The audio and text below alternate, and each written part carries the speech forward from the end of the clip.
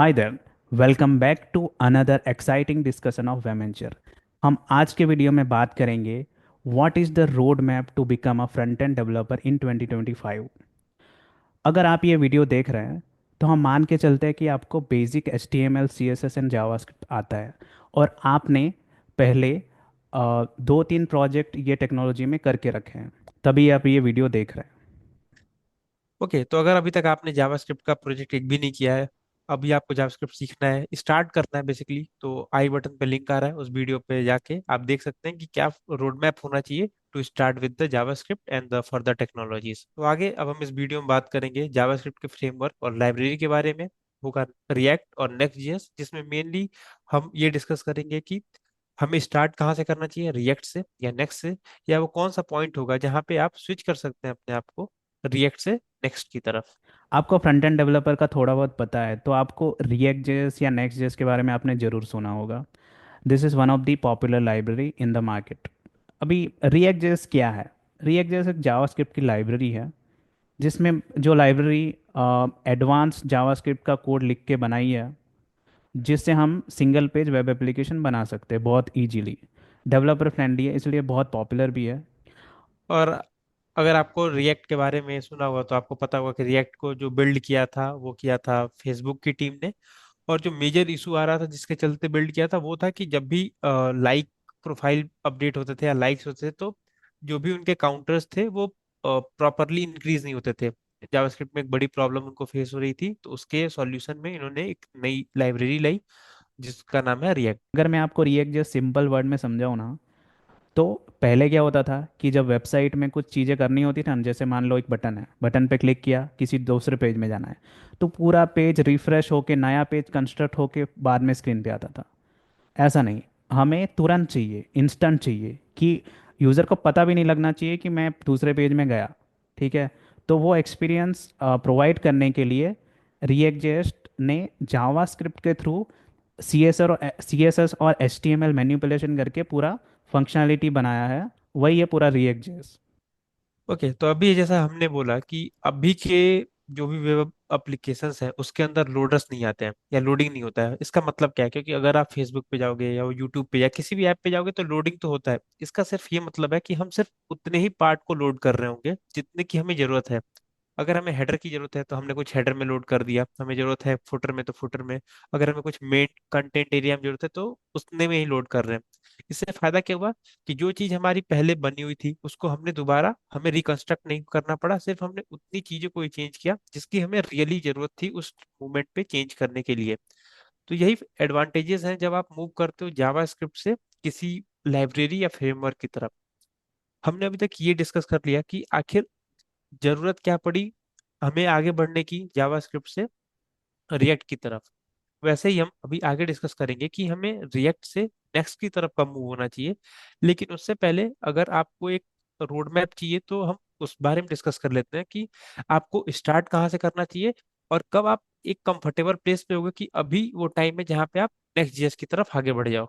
इस पर अगर बात करें कि जब आप नई टेक्नोलॉजी को सीख रहे हो, जैसे आपको जावास्क्रिप्ट आता है, तो आपको पता है कि कोड जावास्क्रिप्ट में ही होगा रिएक्ट जेएस में। लेकिन टेक्नोलॉजी नहीं है उसमें, थोड़े बहुत चीज़ें नई होंगी जो आपको सीखनी पड़ेंगी। तो सबसे बेस्ट अप्रोच रहता है, अकॉर्डिंग टू मी, कोई नई टेक्नोलॉजी सीखने के लिए, कि सबसे पहले ना आप उसका एक फुल ट्यूटोरियल देख लो, यूट्यूब पे या ब्लॉग पे।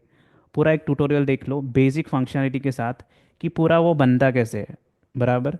तो आपको आपको कुछ करने की ज़रूरत नहीं है। वो वीडियो जब तक आप देख नहीं लो या पूरा ब्लॉग पढ़ ना लो तब तक आपको कोड वोड करने की कोई ज़रूरत नहीं है। पूरा देखो अच्छे से और समझने की ट्राई करो जितना समझ में आता है। ठीक है। और पूरा फंक्शनलिटी देख लो। उसके बाद में आपको दिमाग में बैठ जाएगा कि हाँ, इसे ऐसी ऐसी चीज़ें मेरे को करनी है और इस तरह से फाइनल रिजल्ट आएगा। बाद में आप स्टेप बाय स्टेप जाओ कि ब्रेक डाउन करो। अगर कोई अच्छा ट्यूटोरियल देख लो तो उसमें ब्रेक डाउन करके पॉइंट बता ही देंगे वो लोग कि सबसे पहले ये सीखो, ये सीखो, ये सीखो। सबसे पहले बेसिक सीख के एक एग्जांपल अपना बनाओ। ठीक है। सबसे पहले एडवांस में जाओ ही मत। टेक्नोलॉजी के बेसिक फीचर सीखो, उसके बाद में अपना खुद का एक एग्जांपल बनाओ। और उसके बाद में वो चीज़ जो आपको अच्छे से आ गई, एक बार आपने बनाया, वापस उसी को दोबारा बनाओ, तीसरी बार बनाओ, सेम एग्जाम्पल को बार बार बनाओ, और कुछ अलग तरीके से ट्राई करो, कि हर बार कुछ नया ट्राई करो, ऐसे कि पहले कुछ अलग किया था, अभी थोड़ा थोड़ा ऐड ऑन करके फंक्शनलिटी मैंने अलग कर दिया। तो हमेशा एक्सपेरिमेंट कर करके सीखो, क्योंकि आप एक बार में कुछ नहीं सीख सकते। आप अगर टेक्नोलॉजी ऐसा समझ के चलोगे ना कि मेरे को एक साथ सारा कुछ फीचर सीख लेना है, वैसा नहीं होता। आपको कुछ सीख के, मतलब इनफ नॉलेज लेके कि मैं एक छोटा सा एप्लीकेशन बना सकता हूँ, उतना सीख के आपको मूव होना होता है एडवांस फीचर के, मतलब आपके लेवल के एडवांस फीचर की तरफ, ठीक है, आपके नेक्स्ट लेवल पे। और वो चीज़ें सीख के वो इम्प्लीमेंट करके उसका एक और एग्जांपल ऐसे कर करके आपको फाइनल स्टेज तक आप जाओगे। अंशु, तेरा अप्रोच क्या रहेगा? ओके, जैसा कि तुमने बताया कि चीजें कहाँ से शुरू करनी चाहिए, कैसे करनी चाहिए, ट्यूटोरियल्स। मेरे हिसाब से चीजें स्टार्ट करने से पहले हमें दो चीज देखनी चाहिए। पहले कि अगर आज हम रिएक्ट पढ़ रहे हैं या कोई भी नई चीज कर रहे हैं, तो उसके लिए वो एग्जिस्ट करती क्यों है, क्या प्रॉब्लम थी जिसको उसने पर्टिकुलर सॉल्व किया। और दूसरा ये कि हम उसको कैसे सॉल्व करेंगे, या अगर वो सॉल्व किसी ने किया, लेट से रिएक्ट है, आज के डेट में फेसबुक यूज करता है, तो हम एक बार जाएं देखें कि ये चीजें ये लोग कमिट कर रहे हैं, तो क्या वो फेसबुक की साइट पे ऐसी दिख रही है होते हुए। तो पहले तो हम विजुलाइजेशन करेंगे कि चीजों का, कि हाँ ये ऐसा बोला इन्होंने, ऐसा हो रहा है, तो हम एक बार कनेक्ट कर लेते हैं पहले चीजों को। फिर जैसे कि आया ट्यूटोरियल वाला पार्ट, कभी भी आई डोंट थिंक सो कि कभी भी हम उस प्लेस पे आएंगे कि हम ये कहें कि ये हमें चीजें पूरी आ गई, अब हमें कोई जरूरत नहीं है, हमने सब कुछ पढ़ लिया इन एंड आउट। तो कभी भी ऐसा टाइम नहीं आएगा जहाँ पे आप ऐसा फील करोगे कि अभी तो मेरे को सब कुछ आता है, मेरे को पूरी टॉपिक्स आते हैं, सारी अंडरस्टैंडिंग, ऐसा कभी नहीं होगा। मेरे हिसाब से किसी भी चीज को सीखने का सबसे अच्छा तरीका क्या होता है कि उसके जो कोर फंक्शनलिटी है उसको सीखो, थोड़े थोड़े एग्जांपल्स बनाओ, और जस्ट टच एंड गो करो कि अच्छा एक ये चीज थी, लेट्स लेट्स आपने स्टार्ट किया प्रॉप्स, तो आपने प्रॉप्स पढ़ लिया, स्टेट्स पढ़ लिए, कस्टम हुक्स पढ़ लिए, या और भी रिडक्स पढ़ लिया, तो आपने समझा कि इसकी जरूरत क्या है, इसको एक बार पढ़ लिया, एक छोटा सा एग्जांपल बना लिया। एट द एंड जब आप प्रोजेक्ट करोगे तो सारी चीजें एक साथ यूज हो ही रही होंगी, और आप कभी भी उस पॉइंट पे नहीं आओगे जहां पे आप बोलोगे कि मैंने हर तरह के फंक्शनैलिटीज, हर तरीके के फीचर को एक्सप्लोर कर लिया, कुछ ना कुछ हमेशा बचा रहेगा। तो हमेशा अप्रोच क्या होनी चाहिए, आपने स्टार्ट किया, आपने ट्यूटोरियल्स देखा, आप चीजों को करते गए करते गए करते गए, और अपने आप को कंफर्टेबल, अपने आप को ये विश्वास दिलाने का, ठीक है जो मैंने किया है इतना सही है, इतने में मैं आगे प्रोजेक्ट पे काम कर सकता हूँ। एंड डिस्पाइट की ट्यूटोरियल हेल में चले जाना कि बार बार सेम चीजें, कभी इस यूट्यूबर से पढ़ रहे हैं, कभी इस बुक से पढ़ रहे हैं, इस ब्लॉग से पढ़ रहे हैं, अच्छा है किसी एक से पढ़ो, किसी एक को पकड़ो, पूरा खत्म करो, try to make own things. खुद से नहीं बना पा रहे, कोई दिक्कत नहीं है, थोड़ा चैट जीपीटी करो, गूगल करो, कुछ भी करो, धीरे धीरे वो आते जाएगा विद द टाइम, टाइम लगेगा आ जाएगा।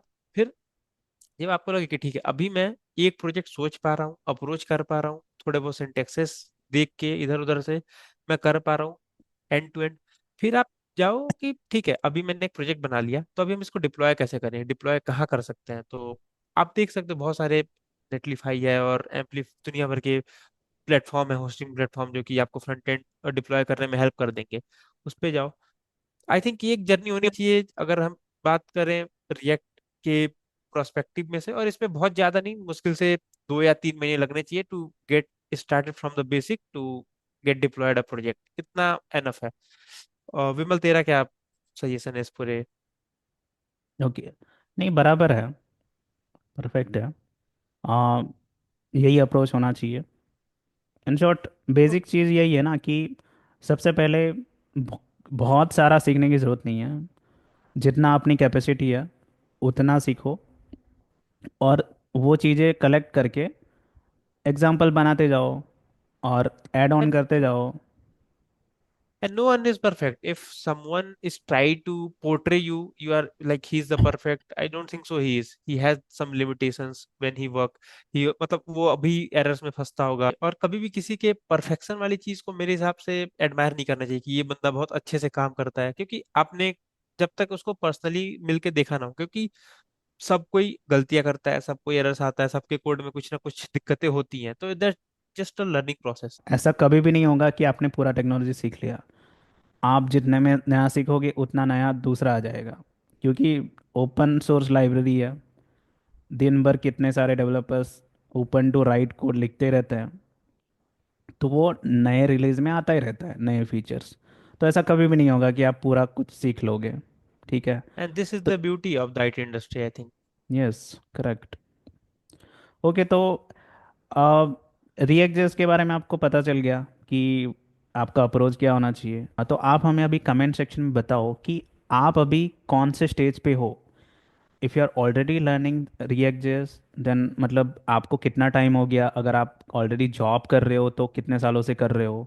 ठीक है, तो आप ये कमेंट सेक्शन में बताओ हमें। इससे हमें और बाकी लोग को ये जानने को मिलेगा कि आप अभी कहाँ स्टैंड करते हो, आपने कौन सा लर्निंग पाथ लिया, आपने कौन सी गलतियां की, आपके लिए कैसी चीजें रही। तो हर सबका एक्सपीरियंस यूनिक होता है, वो चाहे मेरा हो या आपका हो या सबका हो।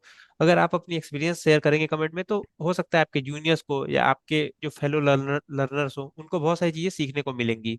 ओके, आपने अभी रिएक्ट का एक या दो प्रोजेक्ट कर लिया लेट से। अभी आपको मूव फॉरवर्ड करना है, अभी टेक्नोलॉजी देखनी है। तो आज की डेट में मोस्टली नेक्स्ट जेस चल रहा है मार्केट में, तो अभी हम नेक्स्ट जेस में जा सकते हैं। बट उससे पहले, नेक्स्ट जेस में जाने से पहले हम ये बताना चाहेंगे कि हम इतना सिर्फ हम रिएक्ट और नेक्स्ट की जर्नी को क्यों कवर कर रहे हैं। एक अच्छा डिस्कशन हो सकता था एंगुलर को लेके, ग्यू को लेके। इवन मैंने और विमल ने, हम दोनों ने एंगुलर और ग्यू पे काम किया हुआ है। हमने जितना काम किया इंडस्ट्री के अंदर, पर्सनली कि मेरा ओपिनियन है और शायद विमल का भी सेम है, कि हमने मोस्टली काम जो किया वो रिएक्ट पे किया है और नेक्स्ट पे किया है। तो डिस्पाइट कि हम उस टेक्नोलॉजी में जाए जिस पे मैंने ज्यादा काम नहीं किया है, या हो सकता है मार्केट में ज्यादा काम नहीं हो रहा हो। ज्यादा काम नहीं होने का मतलब ये नहीं कि काम हो नहीं रहा है, इसका ये मतलब है कि अगर 100 प्रोजेक्ट बन रहे हैं मार्केट में, तो हो सकता है कि 60 to 70 प्रोजेक्ट रिएक्ट के अराउंड बन रहे हैं, बाकी जो बदल बची हुई टेक्नोलॉजी है उसके अराउंड बन रहा है। तो अभी हम लोग ये पूरा डिस्कशन जैसे रिएक्ट पे रखा, आगे वाले पार्ट में हम नेक्स्ट पे रखेंगे। ओके, तो सबसे पहला सवाल कि नेक्स्ट जेस कब सीखना चाहिए। रिएक्ट जेएस से पहले तो ऑब्वियसली नॉट, क्योंकि नेक्स्ट जेएस रिएक्ट जेएस का ही फ्रेमवर्क है। तो सबसे पहले आपको रिएक्ट जेएस आना चाहिए। और नेक्स्ट जेएस का मतलब ये नहीं कि आपको कुछ अलग टेक्नोलॉजी मिलेगा नेक्स्ट जेएस के अंदर। वो सेम ही होता है, रिएक्ट जैसा जैसा ही होता है। नेक्स्ट जेएस में थोड़ा एडवांस फीचर होते हैं जो आपको सीखने को मिलेंगे। अभी समझते हैं कि नेक्स्ट जेएस क्यों है। If React JS is already in the market, then why Next JS. Okay, why it is needed. तो नेक्स्ट जेएस का सबसे बड़ा एडवांटेजेस ये है ना कि नेक्स्ट जेएस में आप एसईओ फ्रेंडली वेबसाइट बना सकते हो। रिएक्ट जेएस जब मार्केट में आया था ना, जब बहुत पॉपुलर हुआ था, तब उसके साथ एक ही ड्रॉबैक था कि रिएक्ट जेएस क्लाइंट साइड काम करता है। तो क्लाइंट साइड जो भी टेक्नोलॉजी काम करेगी ना, एसईओ उसका स्ट्रांग हो ही नहीं सकता, क्योंकि वो एसईओ पे मतलब सर्वर साइड रेंडरिंग होगा ही नहीं। तो गूगल क्रॉलर या जो भी सर्च इंजन क्रॉलर है उसको पेज मिलेगा ही नहीं उसके सर्वर पे। वेबसाइट के सर्वर पे वो पेज मिलेगा ही नहीं कभी, तो ऐसे होगा ही नहीं। तो ये प्रॉब्लम को सॉल्व करने के लिए क्या करते थे कि हम रिएक्ट जेएस को नोड जेएस के साथ बनाते थे। ठीक है, तो पहले ये तरीका अपनाते थे पहले के डेवलपर। लेकिन बाद में रिएक्ट जेएस कम्युनिटी ने रियलाइज़ किया कि हाँ, ये बहुत बहुत बड़ा प्रॉब्लम है, हमें एक फ्रेमवर्क बनाना चाहिए। तो तब नेक्स्ट जेएस बनाया गया। और आज के टाइम में रिएक्ट जेएस से ज़्यादा नेक्स्ट जेएस यूज़ होता है। क्यों? क्योंकि सभी को एसईओ चाहिए, सभी को बिजनेस ग्रो करना है। और एसईओ, अगर आपको एसईओ नहीं पता है तो हम आने वाले फ्यूचर डिस्कशन में एसईओ के बारे में भी डिस्कशन करेंगे, तो आपको उसके बारे में भी जानने को मिलेगा। शॉर्ट में बताओ तो एसईओ एक सर्च इंजन ऑप्टिमाइजेशन एक वे है कि आपके वेबसाइट आपका वेबसाइट अगर आपको गूगल में या कोई भी सर्च इंजन में टॉप पे चाहिए, तो उसका एसईओ स्ट्रांग होना चाहिए, एसईओ फ्रेंडली वेबसाइट होनी चाहिए, तो आपका गूगल में सर्च ऊपर आएगा। ये छोटा सा एक्सप्लेनेशन है। अभी नेक्स्ट में ऐसा तो क्या होता है कि आपको एसईओ फ्रेंडली वेबसाइट बन जाती है। सबसे पहले अपना जो भी उसके बेसिक फंडा होता है कि जो भी सर्च इंजन का क्रॉलर रहता है उसको पेज चाहिए सर्वर पे, क्योंकि रिएक्ट जेएस क्लाइंट साइड बनाता है पूरा पेज। क्योंकि सर्वर पे अपना कोड रहता है रिएक्ट जेएस में, रिएक्ट जेएस बेसिकली जावास्क्रिप्ट ही है। ओके, तो जो भी सर्च इंजन क्रॉलर है ना, वो समझ ही नहीं सकता, जावास्क्रिप्ट नहीं समझ सकता, उसको एचटीएमएल ही समझ में आता है। तो नेक्स्ट जेएस यही करता है कि अपने पेजेस एचटीएमएल फॉर्म में सर्वर पे हमेशा अवेलेबल रहते हैं। तो वो गूगल क्रॉलर या सर्च इंजन क्रॉलर उसको रीड करता है और एसईओ फ्रेंडली बनाता है। That's it. अभी नेक्स्ट जेएस सीखने पे आए, तो मतलब आपको नेक्स्ट जेएस सीखना है तो अप्रोच क्या होना चाहिए सबसे पहले। तो अंशु, इसका अप्रोच तेरे हिसाब से क्या होना चाहिए।